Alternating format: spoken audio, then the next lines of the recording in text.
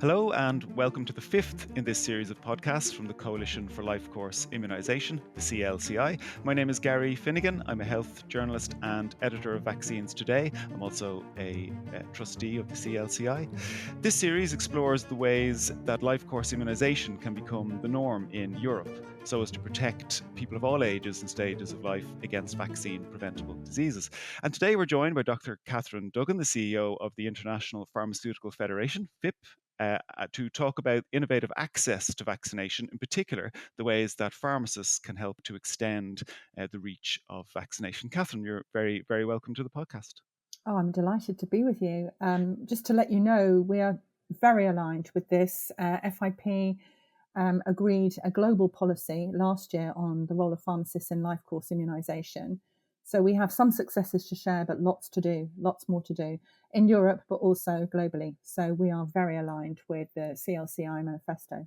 Brilliant. Delighted to hear it. Yes, the manifesto indeed is sort of the basis of the podcast and sets out various steps that need to be taken to get us there. But maybe you could begin by telling us how pharmacists can help to extend vaccine coverage for people of all age groups. So it's a great story of incremental success, but also then some seismic changes. And of course, the pandemic had a big role to play. Our contribution to primary healthcare delivery and vaccination strategies in particular is increasingly important and recognised as health systems seek to address ongoing challenges. We've seen it, Gary, with vaccine misinformation, hesitancy, and disparities in access to vaccines and vaccination services. So vaccination is one of the most effective health interventions available, and we need to remove some of the myths that exist in our societies.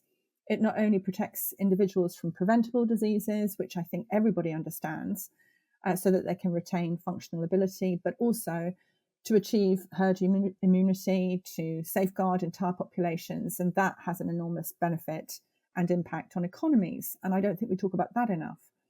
So with regards to pharmacists and our position, we're uniquely positioned to expand vaccine coverage. We're highly trained healthcare professionals with close, frequent and trusted relationships with our communities.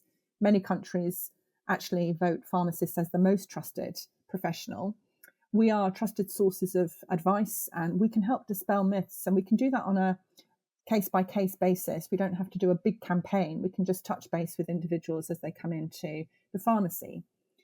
In many countries, not just in Europe, but globally, pharmacists are authorised not only to promote vaccination, but also to administer and even prescribe vaccines. And this expanded role means we can offer a convenient, accessible option for individuals seeking vaccination. We've got accessible healthcare facilities. We're often open during extended hours. So it's ideal for anyone who might find it difficult to visit a doctor or clinic. And that perhaps not so much in Europe, but still in Europe, we find there are patchy services in rural or medically underserved areas. And then finally, I think a point to make is recognising specific risks and barriers faced by older adults, children, people living with chronic non-communicable diseases, people with disabilities, people in lower socioeconomic status. And we can really provide an extended, targeted service to them with education, administration and access. And this whole piece, joining accessibility together with being trusted and being in communities, positions pharmacists to reach these at-risk individuals who may have limited healthcare access and may not necessarily go to a GP. So they're just a few for starters, Gary. Yeah. Well, I know it myself. The town I live in is on the edge of a city, and I think we have 6 pharmacists. And I know my pharmacists by name. I see them all the time. And you pop in for one thing, and they will remind me sometimes. And sometimes they'll make an appointment for the end of the week. But other years they'll say we could do it now if you like. So that kind of simplicity, removing barriers, is fantastic. But tell us a little bit also about combination vaccination and digital records, because things have changed a lot. Even I'm in Ireland and it's been more than a decade here, but things are evolving very quickly, aren't they, on the technological side even? Well, I think it's worth us noting, and I don't know that the communities always know this, that we're very, very involved as a profession in the technical side of vaccine provision, ensuring they're stored correctly, they're handled correctly, distributed correctly. We do this without knowing we do it ourselves. So we need to promote that a little bit more. And I think in the pandemic, it highlighted the importance of these logistical aspects with the storage requirements of the COVID vaccine. Now, interestingly, I think communities need to move away from thinking about boosters or thinking about them as isolated incidents. And especially in the Northern Hemisphere, Gary, we've just seen a lot of COVID in our communities during the summer. And that's a big worry. We're at the least amount of vaccine in our communities since the pandemic. So we need to now think, how would we communicate about vaccines and vaccinations? And this is where the role of combined vaccinations and digital recording systems could really benefit us. Maybe it's our annual COVID, our annual flu vaccine. Combined vaccination provides significant benefits to the individuals like yourself, Gary, the convenience of it, as well as the healthcare systems. By delivering protection against multiple diseases in a single shot, we can kind of reduce that problem of having to go again and again and again and forgetting. Now, I'm not saying that will necessarily recruit the vaccine hesitant populations, but we can go a long way in recruiting those who find the convenience piece can trip them up. It's particularly useful for older adults who may have reduced mobility, or actually they tend to have to encounter health systems quite a lot anyway. So one appointment to get their vaccines is really useful. For children, for people who have a fear of needles, we do think that combined vaccines over time will reduce vaccine hesitancy and improve adherence. And combined vaccines are more efficient, we don't know about the efficacy just yet. The data is, emerging, and once the efficacy is up there, then I think this will be a really useful approach. Conserves our resources, lowers healthcare costs. It's a bit of a win-win, and it reduces the impact of time. And then I think hand in hand, and it's something that we all struggle with, I think pharmacy still struggles with not being seen as integral to the healthcare systems. And lots of our work at FIP with health ministers is about advocating that we are part of the health system, so need to be able to access digital recording and health records to enhance the accuracy of health information, significantly reduce errors like missed or duplicated vaccinations, understanding that the pharmacy can see when you have had your vaccines, even if it's at your local GP, just means that we won't be chasing the same population. But additionally, we could just be part of the solution there. The patient could be followed up, tracked. Gary, you're due your booster for flu, your booster for COVID. Did you want to go to your pharmacy or your GP? Book in here. Having reading access to vaccination records would allow us to check the vaccination status of yourself, your family, belonging to risk groups.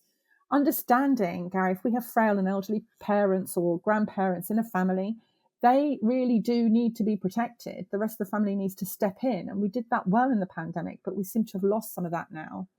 And that includes people with diabetes, cardiovascular conditions, respiratory diseases, older, pregnancy, but also some of the other conditions which we don't count on our fingers, like arthritis. If you're on very big immunological therapies, then your immune system will be reduced as a result. And what about patients with dementia or Alzheimer's? We need to help them with this.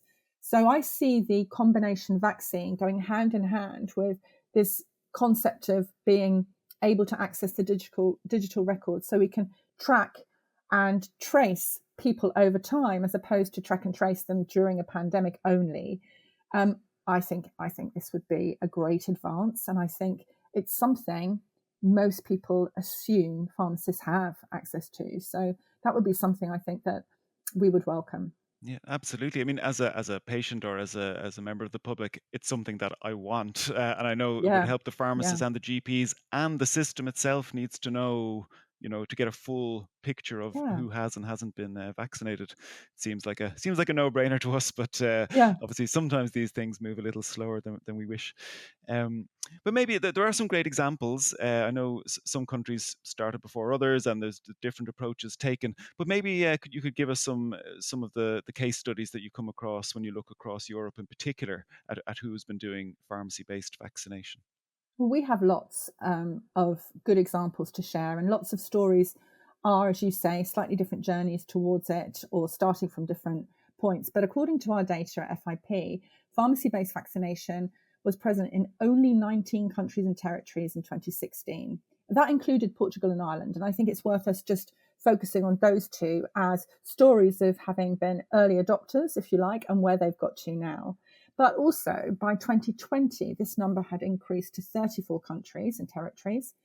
And that increased to 40 by 2022 and 57 by this year. So we're on a trajectory now. I think the WHO had predicted we wanted to get to 50 countries by 2030 that had pharmacy-based vaccinations. So we're just not going to be satisfied. We're going to say we need to be in all countries. And when I say that, Gary, some countries will never have pharmacists prescribing and vaccinating, but they will have a role in the vaccination journey. In Ireland and Portugal specifically, pharmacy-based vaccination is available and very well established. Pharmacists are authorised to administer all vaccines and prescribe some. Portugal introduced pharmacy-based vaccination in 2007. So that really is an early adopter, a pathfinder country. It wasn't until 2023-24 that the possibility of free flu and COVID vaccinations for priority groups were made available through pharmacy. And they were initially for the over 60s and later extended to other age groups. That was in community pharmacies and in complement with the NHS, the Portuguese NHS health centres. And that was introduced as recently as last year. So that's what I mean, Gary. You can't just say, oh, an early adopter got it all sorted. There's more landscape within your country to really occupy in terms of the need for vaccination. And a study recently published by the National Association of Pharmacies in Portugal, one of FIP's member organisations, the ANF, flu and COVID vaccines in community pharmacies in the last flu season generated potential savings of 2.4 million euros for users and 310,000 hours of work by National Health Service professionals. So when you're trying to argue the impact, it's got a cost saving on the population and it's a health workers resource saving on the rest of the health service. Of course, pharmacists have to be paid and remunerated and recognised for this role, but actually it's a benefit. Yeah. And the patients like it, right? Sorry to jump in, but I know that the ANF also have been asking patients, are you satisfied? Are you happy with it? And universally, it's a resounding yes. So it's one of these things that I think we don't often see them. We don't often see something that's cost effective, that reduces the burden on other health professions, that patients and the public love, and that pharmacists are able to do with very little infrastructure. And also, may I say, if you can train a pharmacist to vaccinate, then understanding the therapeutics of each vaccine is a very easy CPD piece. The vaccination piece then is about life course, and the number of vaccination points in Portugal went from around 700 to over 3,000. And I'm going to compare it to Ireland, where flu vaccination has been allowed in pharmacies since 2011. The service showed 23% of those who were vaccinated at a pharmacy received the vaccination for the first time. So there's something about the pharmacy adding to the population there. So nearly a quarter of those in a pharmacy, that's their first vaccination. And of those, 83% were at risk. So the thing is, you sometimes get these turf wars or these tribal pieces, which is, let's say the GPs would say they're my patients, but actually the pharmacists and the pharmacies in Ireland were tapping into another population. And it wasn't a population who were the worried well, it was a population at need. And according to the Irish Pharmacy Union, another member organisation of FIP, since pharmacy and pharmacists began administering the COVID-19 vaccines, approximately 380,000 primary dose vaccines and 1.35 million booster vaccines have been administered by pharmacies. And since September last year, community pharmacies have provided a third of all COVID vaccines. And I think that autumn-winter campaign showed us 325,000 public flu vaccines were administered in community pharmacies, representing 27% of the seasonal flu programme. So this is a massive impact. And a study from Ireland that we often quote is, since the introduction of pharmacy-based vaccination in Ireland, vaccinations increased across all providers. So, you know, the saying about the sea rises all the boats, this is amazing. And it shows that pharmacies contributed to overall awareness and to the benefits of it. And that obviously in a community we know how people like to chat and communicate with each other. So again, and I don't want to, blow your trumpet for you, Gary, but in Ireland, it's a success of being in the community, understanding the community, responding to the community, and adding value to the other healthcare professionals in that community. Yeah, absolutely. And I think, going back probably about heading to 15 years, when people started to talk about should we have flu vaccination pharmacies, there was a natural question from GPs and others about, well, will they be new or will they be existing? But as you said, the data all points to reaching new people and new people at risk.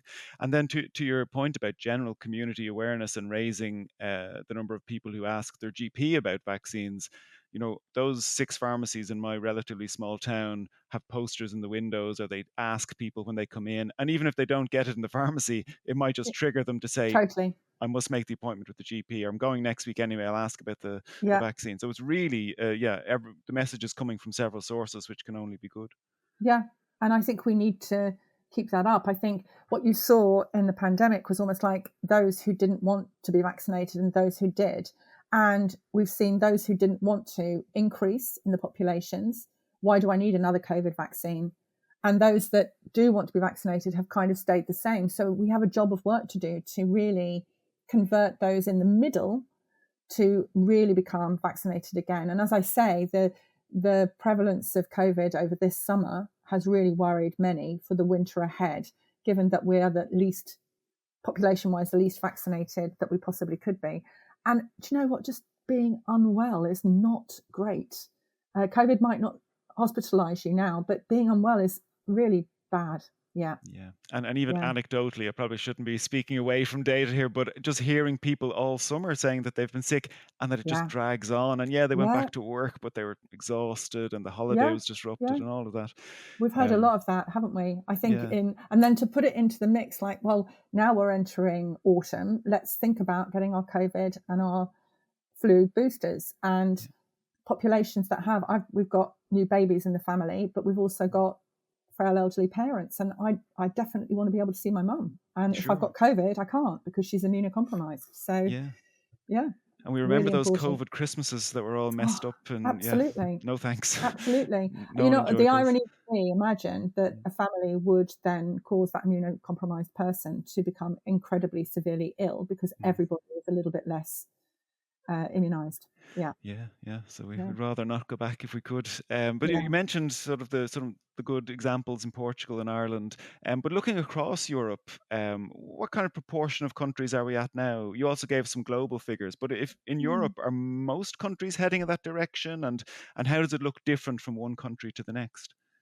So it does look different from one country to the next, and I think that just adds to the evidence about not having to follow the same recipe in one country to another, which is a very good message. No one wants to just be told how to implement vaccination. But according to our data, at least 25 countries in the European region, and this is very current, but I can honestly promise you it'll probably be 26 by the end of September and 27 by the end of October.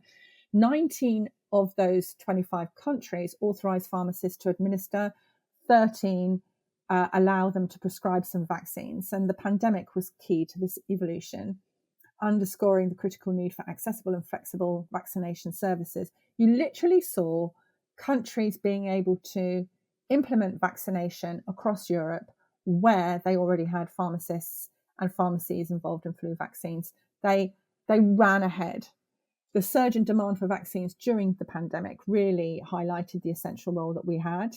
And we would use the analogy that all the lights went off in our communities except for the community pharmacy. The lights stayed on, and pharmacists can often be quite shy, or not necessarily blowing their own trumpet alongside the other health professions.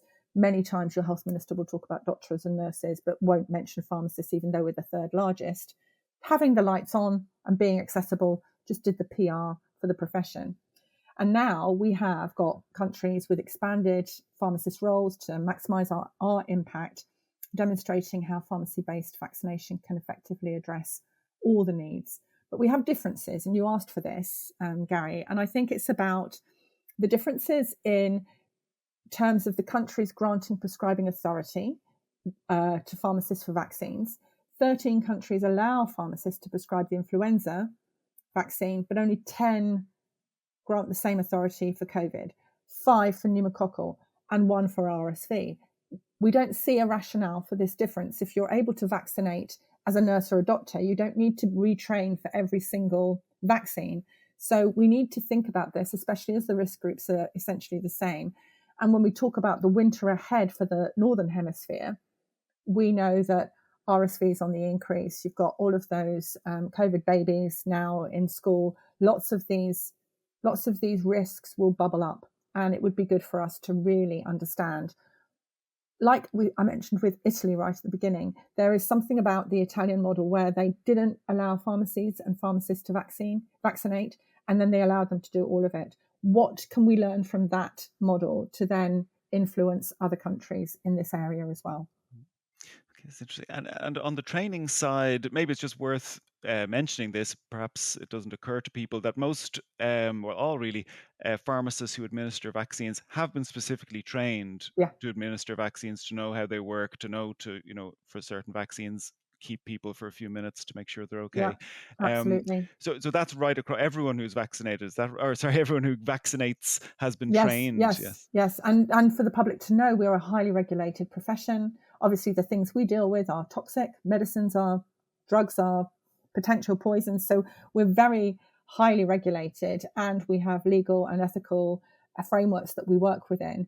The issue here is, could we not be trained to vaccinate, the act of the needle and the prophylaxis and all of the care for the patient should they have any kind of symptoms post vaccination, and then do the top ups for the different vaccines, just to enable that whole population, very highly skilled healthcare professionals who can do the job. Yeah. And we've been talking a lot about kind of the public perspective, which is really important. From a pharmacist's point of view, I know my own pharmacists, and hello to David and Joan if they happen to watch this, that they had to sort of find space in a relatively compact retail Yeah. unit to administer vaccines, let people sit and wait afterwards, and so on. So, what are the kind of practical sort of configuration issues that arise for a pharmacist who wants to vaccinate? Oh, yeah. You have to think about your environment. You have to be able to have many pharmacies now have specific consultation rooms, and they have to have an environment where you could have a chat with somebody anyway about something very private or confidential. And those counselling rooms were very often then adapted to become a vaccination room. And as you say, Gary, you have to have enough time to introduce, get consent, talk to the person, and then the vaccination, which takes a second, and then a few minutes just in case that person may have an immediate reaction. All of that needs to be in place.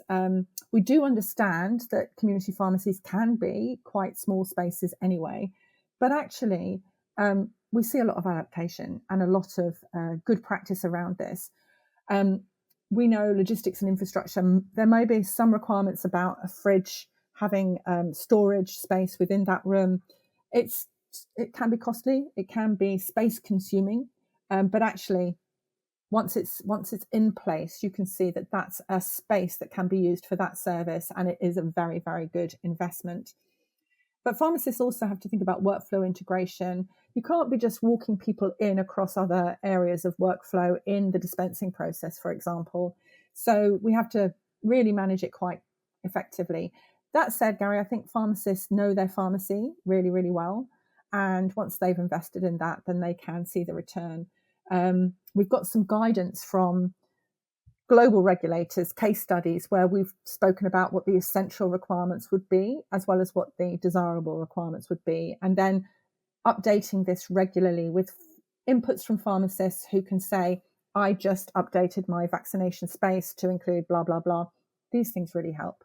They really help with the community pharmacist on the ground who needs some guidance on how to set it up. Okay, brilliant. Okay, I see we're coming towards the end of time, or not the end of time of the podcast.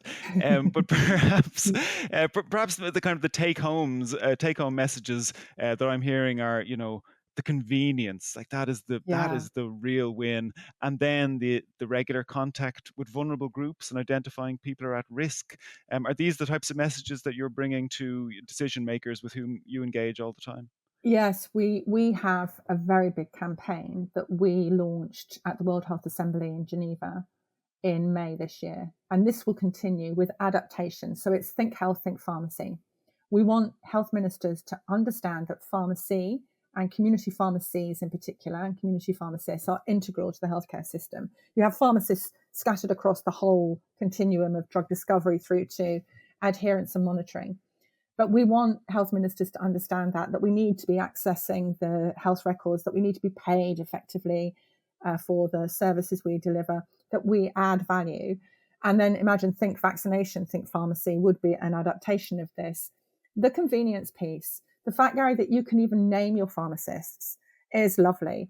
And in some communities, that's not what's needed. What they need, what somebody might need if they're a busy commuter in another city, is a quick access point where they can touch base with that pharmacy. But then if they're back at home and they want to go into their pharmacy, it would be nice if their records could be shared in some way so that they're not duplicating all the information. I think what we know now is patient groups need to help us advocate to those health ministers so that pharmacy is integral. And we have lots of challenges. In the UK, I'm based in London. We are seeing 7 community pharmacies closing every week. We are seeing some of the bigger chains just leaving the marketplace, so to speak. And the issue here is about making community pharmacy understandable as having a shop or a health centre on your high street is the accessibility and the convenience. But we need to make pharmacy pay so that we're not lost to the health system. My granny, Gary, used to say, you never miss the shelter of the hedge till it's gone. And I really believe that if you lose a community pharmacy from your high street or from your locality, you will never, ever understand the convenience of popping in for something, having an incidental chat, the pharmacist understanding that Mrs. Jones from up the road is looking more confused than usual, so they can mention it to their sons and daughters, to her sons and daughters.